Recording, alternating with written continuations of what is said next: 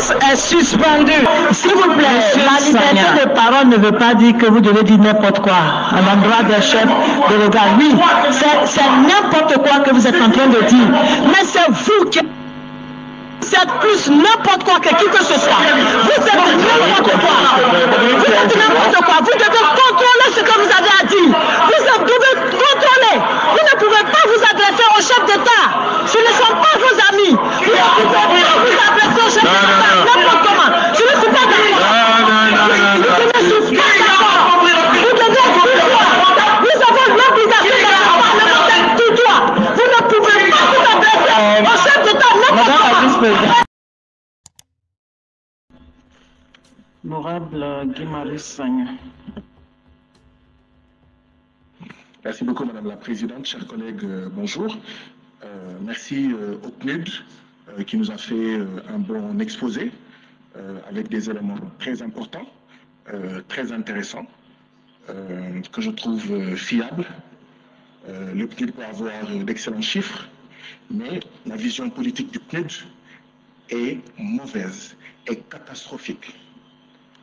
Si les chiffres du PNUD, je peux avoir du respect pour eux, je n'ai aucun respect pour la vision du PNUD. Et je vais vous dire pourquoi. Le titre du document que vous nous avez présenté, c'est « État des lieux, pauvreté et inégalité en Afrique de l'Ouest ». En réalité, le titre devrait être « État des lieux, appauvrissement et non pauvreté ». Appauvrissement et inégalité en Afrique de l'Ouest. Tant que le PNUD va continuer à dire pauvreté, le PNUD en réalité n'est pas dans une perspective de soutenir la sortie du sous-développement. C'est appauvrissement. Nous sommes les pays les plus riches de la planète Terre. Tant que les gens diront que l'Afrique de l'Ouest est pauvre, ça veut dire que ces gens-là font partie du problème. C'est appauvrissement. Mais pourquoi vous n'osez pas dire appauvrissement? Parce que qui a appauvri l'Afrique? Ce sont nos présidents. Et vous ne voulez pas fâcher nos présidents. Vous ne voulez pas que l'Afrique soit... Chers collègues, contrôlez votre langage. Contrôlez votre langage. Qui a appauvri l'Afrique? Ce sont nos chefs d'État. Contrôlez votre langage, sinon je vous retire la parole. Maintenant, votre métier. Qu'est-ce qui a contrôlé? C'est le fait que j'ai dit que ce sont nos chefs d'État qui ont appauvri l'Afrique. Est-ce que... Comme ça, je vais changer. Mais qui a dit oui? Qui a dit oui? Ok. Vous suivez. Elle me dit que je ne contrôle pas mon langage. Je veux savoir. Oui, mais vous dites que les chefs d'État ont approuvé l'Afrique. C'est une insulte? C'est la manière de présenter. Non, est-ce que c'est une insulte de dire que nos chefs d'État ont approuvé l'Afrique? Oui, c'est la manière de présenter, c'est la manière de présenter. S'il vous plaît, chers collègues, c'est la manière de présenter.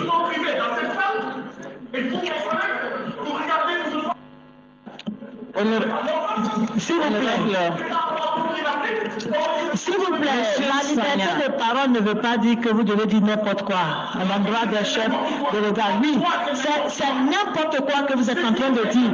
Mais c'est vous qui... C'est plus n'importe quoi que qui que ce soit. Vous êtes n'importe quoi. Vous êtes n'importe quoi. Vous devez contrôler ce que vous avez à dire. Vous devez contrôler. Vous ne pouvez pas vous adresser au chef d'État. Ce ne sont pas vos amis. Vous ne pouvez pas vous adresser au chef d'État n'importe comment. Je ne suis pas d'accord. Je ne suis pas d'accord. Vous devez pouvoir. Nous avons l'obligation de la parlementaire tout droit. Vous ne pouvez pas vous adresser au chef d'État n'importe comment.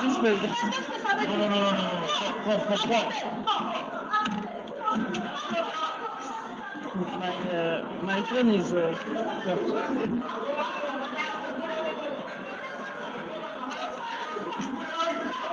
Chers collègues, la séance est suspendue. La séance est suspendue. La séance est suspendue.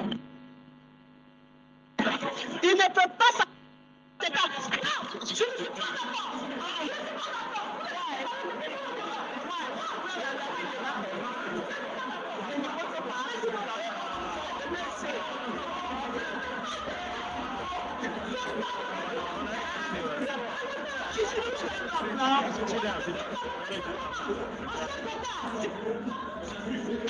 Pourquoi je suis gêné? Parce qu'on a une organisation dont la capitale se trouve à Washington qui vient nous parler, nous. Washington, qui a largué la bombe à Hiroshima et à Nagasaki, vient nous parler de droits de l'homme à nous qui n'ont jamais largué de bombes à Hiroshima et à Nagasaki.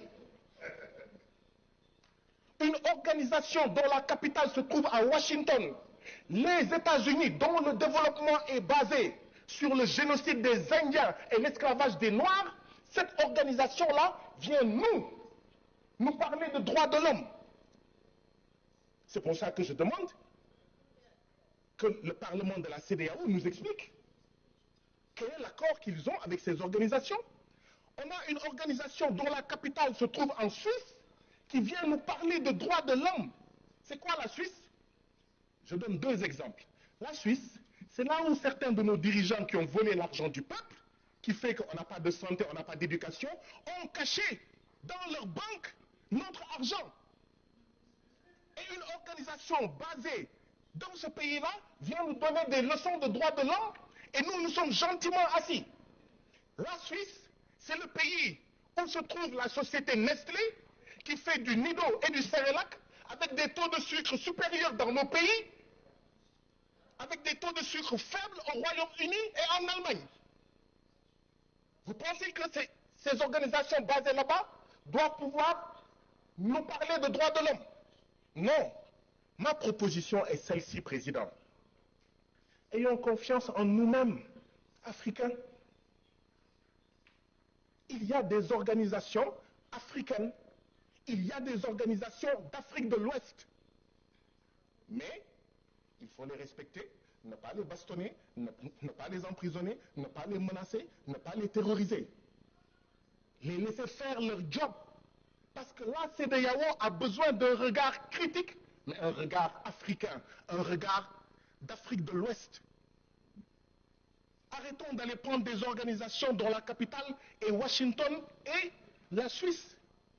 Monsieur le Président, savez-vous que la CIDH, qui s'appelle Commission internationale des droits de l'homme, elle a été créée par une organisation qui s'appelle Organisation des États d'Amérique. Des Guinéens sont allés à la Cour de justice de la CEDEAO. La Cour de justice de la CEDEAO a dit l'État de Guinée a violé les droits de Nino Vieira et a condamné l'État de Guinée-Bissau à payer 10 millions à sa veuve, 10 millions à chacun de ses fils, de ses enfants. L'État de Guinée-Bissau dit je refuse depuis 2018. Mais ça, c'est pas un État de droit. Un État de droit, c'est un État qui est soumis au droit. Nous, Parlement de la CEDEAO, on va regarder les États membres violer la Cour de justice de la CEDEAO sans rien dire. Mais ça veut dire que le président de la Guinée-Bissau n'a aucun respect pour la Cour de justice de la CEDEAO. C'est normal, il ne respecte pas sa constitution. Monsieur le Président, je vais terminer. Je termine. Mais permettez-moi s'il vous plaît que je termine. Au Bénin, si on ne fait pas attention, le président Patrice Talon, avec les réformes du code électoral, pour imposer un parti unique, va mettre le feu au Bénin.